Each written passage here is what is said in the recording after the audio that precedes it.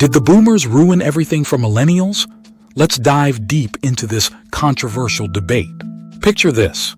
You're drowning in student debt, struggling to buy a house and trying to make ends meet in a gig economy. Sound familiar? That's the millennial experience. Now, let's rewind to the baby boomer era. The post-war boom brought unprecedented economic growth, affordable education, and booming job markets. But did they take more than their fair share, leaving the next generation to pick up the pieces? On one side, many argue that boomers had it easier. They benefited from affordable college tuition, which led to better job opportunities without the burden of crippling debt. Housing was more affordable and job security was the norm. This stability allowed boomers to accumulate wealth and secure a comfortable retirement. However, as they amassed wealth, the cost of living began to soar, driven by factors like increased demand for housing and changes in economic policies that favored the wealthy.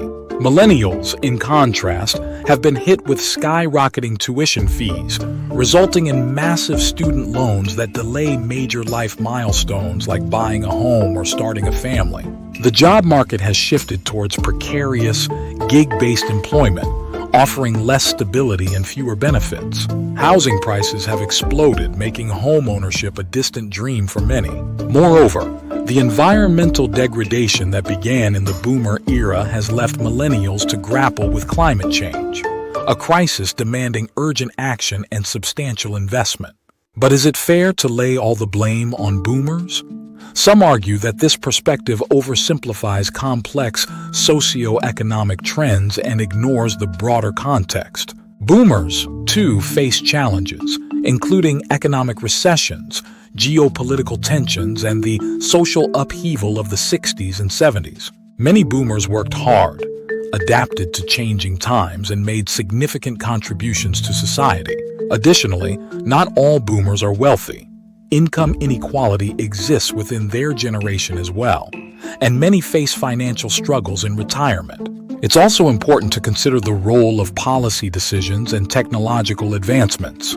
Economic policies that deregulated industries and favored capital over labor have widened the wealth gap and made it harder for millennials to build wealth. Meanwhile, technological advancements, while creating new opportunities, have also disrupted traditional job markets, leading to the rise of the gig economy and job insecurity.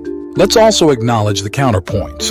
Millennials have advantages that boomers didn't. Access to information and education through the internet, greater awareness of mental health, and a more inclusive society that champions diversity and equality. Millennials are also leading the charge in innovation and entrepreneurship, adapting to and creating new markets in the digital age. Let's break this down further. First, let's talk about education. Boomers were able to attend college at a fraction of the cost that millennials face today. The average tuition for a public four-year college in the 1970s was around $2,000 a year in today's dollars, compared to over $10,000 today. This dramatic increase has led to millennials accumulating an average of $30,000 in student debt, a burden that impacts their ability to save, invest, and make major life purchases. Next, let's consider the job market.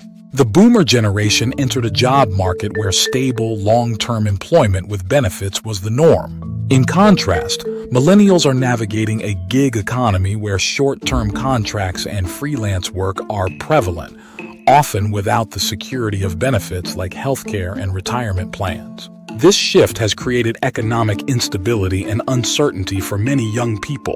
As we analyze these points, it's evident that the challenges millennials face are multifaceted and deeply rooted in historical, economic, and policy-driven factors. The debate over whether boomers ruin things for millennials isn't black and white.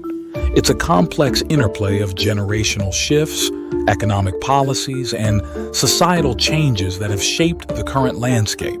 Ultimately, this discussion isn't about assigning blame, but about understanding the nuances and working toward solutions. By acknowledging the advantages and disadvantages experienced by both generations, we can foster a more empathetic and informed dialogue. Addressing issues like student debt, affordable housing, job security, and environmental sustainability requires collective action and thoughtful policy changes. If you found this discussion insightful, make sure to like this video, leave a comment with your thoughts, and don't forget to subscribe to our channel for more in-depth analyses and engaging debates. Hit the notification bell so you never miss an update. Thanks for watching.